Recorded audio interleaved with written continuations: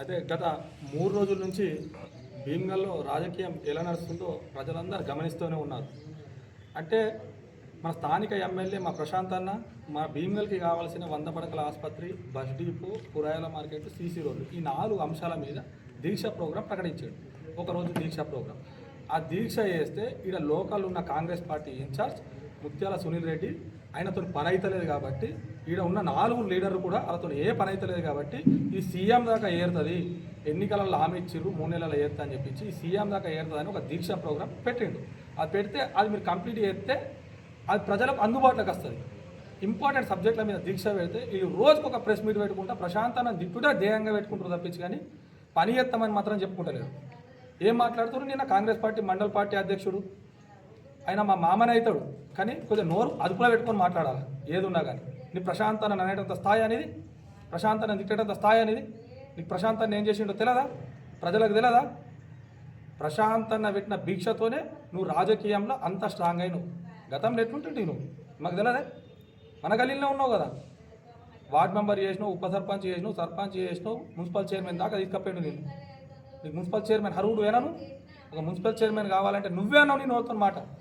ఒక municipal chairman అరుగుడు నీకు నేను కాదు, నాకే నేపథ్యం లేకున్నా కానీ నాకు ప్రశాంత్ అన్న పెట్టిన భిక్షాన్ని నువ్వే 100 సార్లు అన్నావు. తెలియదా సంఘాలకి ఇట్లా? సరే 20 సంవత్సరాలలో నీ కాంట్రిబ్యూషన్ ఏంది భీమ్గల్కి చెప్పు? నువ్వేం మంచి పని చేసినావు? కూడన్నా భూమి ఒక ఫ్లాట్ కొనాలంటే భయపడుతుండు కూలరా, అన్ని డ్యూ పేపర్లు నీ ఈ సర్వే నెంబర్ ఎడెత్తావు, ఆ సర్వే నెంబర్ ఎడెత్తావు. ఫస్ట్ తహసీల్ ఆఫీస్ నుంచి స్టార్ట్ చేస్తాను. ఈనూరి భీమ్గల్ తహసీల్ ఆఫీస్ మొత్తం ఆయన చేతులలో పెట్టుకుంటాడు. ఏ భూమి పంచాయతీ ఉన్నా ఆయననే వేయాలి. మళ్ళీ లక్ష్మణ్ మంచి ఎక్కియాలన్నా, ఆ భూమి కొట్టేయాలన్నా, పాని చేంజ్ కావాలన్నా అన్నీ నువ్వే. ప్రతి ఒక్కరు పేదోళ్ళ భూముల్ని మొత్తం సర్వనాశనం చేసిందే మళ్ళీ లక్ష్మణ్. సంఘం భూమి ఎక్కించుకొని నీ కుటుంబంనే వాళ్ళు వేస్తే తీసుకుపోయాలని జైల్లో పెట్టించినావు నీ అధికార పవర్తో. తెలియదా ప్రజలకు? బాపూజీ నగర్ ఫ్లాట్లలో ఎన్ని ఫ్లాట్లు అమ్మినావు తెలియదా ప్రజలకు? చెప్పంటావా? తీయమంటావా నీ చరిత్ర మొత్తం?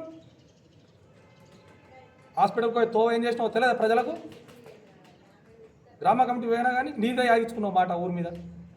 మినీ స్టేడియం వచ్చింది, మినీ స్టేడియం వచ్చి కట్టు త్వరగా ఒక 2-3 రోజులు భీమ్గల్ ప్రశాంతన మినీ స్టేడియం మేము యూత్ టీఆర్ఎస్ ప్రెసిడెంట్గా నేను పోయినాం, మేము అడిగినాం, తెచ్చినాం స్టేడియం, శాంక్షన్ ఆర్డర్ తెచ్చినాం, టెండర్ అయిపోయింది, అన్నీ అయిపోయినాయి. కట్టాలన్నప్పుడు కావాలని అందరినీ రెచ్చగొట్టి ఆ స్టేడియం నచ్చింది తీసుకుపోయి పంపించేసారు. ఎందుకంటే నీకు భూములు ఓపెన్గా ఉండాలా, ఓపెన్ ఉంటే భూములను నువ్వు అమ్ముకోవాలా. ఊళ్ళే భీమ్గల్ గవర్నమెంట్ ఫ్లాట్లు ఏమైనా ఉన్నాయా? కనిపిస్తున్నాయి ప్రజలకు తెలియదా? ట్రాన్స్ఫారం పెడతామంటే భూమి లేకుండా చేసిన చరిత్ర నీది. భీమ్గల్ స్కూల్ ఎంత సర్వనాశనం చేసి పెట్టేసినాయి.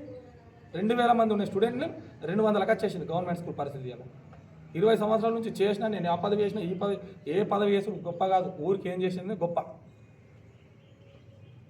ప్రైవేట్ స్కూళ్ళ దగ్గరికి పైసలు తినాలా, గవర్నమెంట్ స్కూల్ని నాశనం చేయాలి, మొత్తం ఫ్లాట్లన్నీ అమ్మాలా. వీడి పేరు మీద తెలిసి ఇంకోటి పేరు మీద బాబుజీ నెత్తిని వాళ్ళ కొట్టుకున్నారు ఒక్కొక్కటి ఈయన చేసిన పనికి. పంచాయతీలకు పోతే డెడ్ బాడీలు తెచ్చి ఇంటికాడ పెట్టిన చరిత్ర నీది.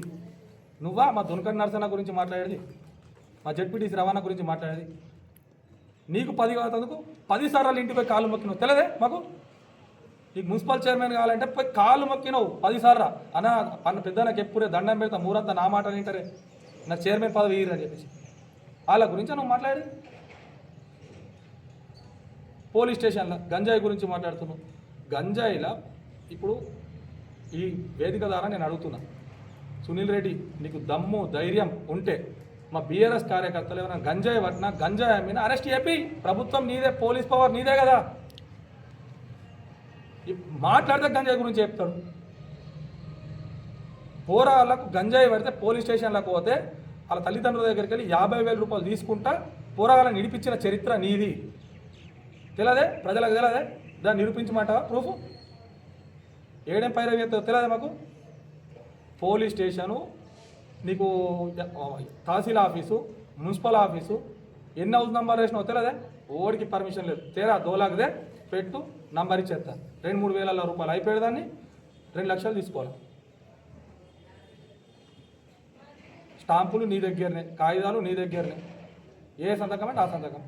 రాత్రి పోలా అధికారుల డోర్లు కొట్టాలా, కాలు మొక్కాల, పైసలు పెట్టాలా, పని చేయించేయాలి. కిందిది మీది, మీది కింద. రియల్ ఎస్టేట్ వ్యాపారస్తులు ఏడుస్తురు, నువ్వు చేసిన పాపంకి వందల మంది అన్నారు. 9వ వాడికి నేను వచ్చి ఎందుకు అవసరం పడ్డది? భీమ్గల్ నేను అద్దు, ఈయన ఉంటే అమ్మేస్తాడు ఆయనతో ఉన్న భీమ్గల్ని అని చెప్పించి నన్ను తీసుకొచ్చి పెట్టిరాడు, పెట్టి ప్రజలు గెలిపించారు. మళ్ళీ నువ్వేం చెప్తే 10 పోయినా 3 నెలలకు అప్పన్న 10 ఎట్లా నాకు పైరవీలు నడతలేవు ఏం నడతలేవు అని చెప్పేసి పోతే 50 లక్షలు అక్కడ పెడితే సునీల్ రెడ్డి దగ్గర కాంగ్రెస్ పార్టీ మండల పార్టీ అధ్యక్షుడు తెచ్చుకుంటే తెచ్చిన రోజే మీ సునీల్ రెడ్డి మీ కాంగ్రెస్ వాళ్ళకి దిష్టి బొమ్మ కాలబెట్టి ఇప్పుడు ఎటు అవుతుంది చెప్పు మీ పార్టీ? ఇప్పుడు ఏం చేసి నువ్వు పార్టీ పదవి ఎందుకు తెచ్చుకున్నావు? ఇప్పుడు నేను మాట్లాడుతున్నా కదా వేదిక ద్వారా భీమ్గల్ కాన్స్టిట్యున్సీ చేంజ్ అవుతుంది, సునీల్ రెడ్డి రానని ఫిక్స్ అయిపోయాడు. ఉన్న భూములన్నీ లక్ష్మణ్ ఎట్లయితే అట్లా అమ్మాయి, ఏ పంచాయతీలైనా చేసుకో, ఏ పైరవులైనా చేసుకో, నాకు పైసలు పన్ను కట్టు, అన్ని భూములు ఎక్కడ భూములు అక్కడ అమ్మేసాయి, అన్ని దొంగ పర్మిషన్లు ఇప్పించేసాయి. ఏదన్నా కానీ నాకు పైసలు కావాలి, నువ్వు పైసలు తెచ్చి, నీ టార్గెట్ మాకు తెలియదా? ఏదైనా మాట్లాడేటప్పుడు ఆలోచించుకొని మాట్లాడాలా. సిరినాపల్లి గడి పక్కపోనలో జరుగురా, దోలాకి జరుగు, గడిని కథం పట్టింది. ఆ ఇండియన్ గ్యాస్ కాడ ఉన్న ఆ భూమిలో నంబర్ వేసేసి అవి అమ్మేస్తుంది. ఆ బైపాస్ రోడ్ ఇట్లా పోయేదాన్ని తీసి అటు మలిపేసి అల్లా పైసలు తింటేవి. నువ్వు తినని పైసలు ఏడున్నాయి? నువ్వు తినని పైసలు ఏడున్నాయి చెప్పు. భీమ్గల్ ప్రజలారా అర్థం చేసుకోర్రి. ఒక ఊరి సబ్ రిజిస్టర్ ఆఫీస్ ఉన్నది, ప్రైవేట్ బిల్డింగ్లో పెడతాడు. ఎందుకు ప్రైవేట్ బిల్డింగ్ల దగ్గర పైసలు తీసుకోలేను? కమిషన్ ప్రభుత్వ కార్యాలయాలు పోస్ట్ ఆఫీస్ వచ్చింది కట్టనీయాడు, అదత్త ఏ కార్యాలయం వచ్చినా ఆయన కట్టనీయాడు. భీమ్గల్ ఎస్టీఓ ఇవి ఏవి ఉండయి అంటే ఇక్కడ స్థానికంగా ఉన్న రాజకీయ నాయకులు పోయి పెద్ద లీడర్కి చెప్తేనే కార్యాలయాన్ని నిర్మిస్తారు. ఈయన ఏ రోజు కూడా ప్రశాంతర దగ్గర పోయి అన్న ఈ ఆఫీస్ లేదు, ఈ ఆఫీస్ లేదు, ఇది నీడున్నా అని చెప్పిన చరిత్ర అయినది కాదు. ఎప్పుడు పోయినా పైరావీలు అన్న నాకు ఈ భూమి మీద ఉన్నది, కలెక్టర్కి ఫోన్ చేయి అన్న, దండం పెడతాను, ఎస్పీకి ఫోన్ చేయి, గిది నువ్వు చేసిన కథ. పెద్ద మనిషి నిన్ను నమ్మిండు, నువ్వు సర్వనాశనం చేసినావు, పీకేసినావు, పోయినావు. ఇక దాంట్లో పోయినావు, ఆన్లైన్ చేసుకొని వస్తావు చేసుకో, కానీ ఊరినైతే కాపాడు. స్కూల్ బిల్డింగ్ వచ్చింది, స్కూల్ వచ్చింది, నీ దోస్తు బిల్డింగ్లో పెట్టించేసినావు, 10 लाख కదా. భీమ్గల్కి రెవెన్యూ ఇన్కమ్ పెంచే దిశగా పనిచేయు. పక్క ఊరు వచ్చి రియల్ ఎస్టేట్ చేస్తేనే ఊరు అభివృద్ధి చెందుతుంది. మన ఊరు ఉన్న వాళ్ళు భూములు అమ్ముకొని చేసి వ్యాపారాలు పెట్టుకుంటారు, చేస్తారు. కాబట్టి ఇన్వెస్ట్ రావాలా, ప్రజలందరూ వచ్చే దిశగా ఊరిని మార్చాలా, అది విజన్ మనిషికి.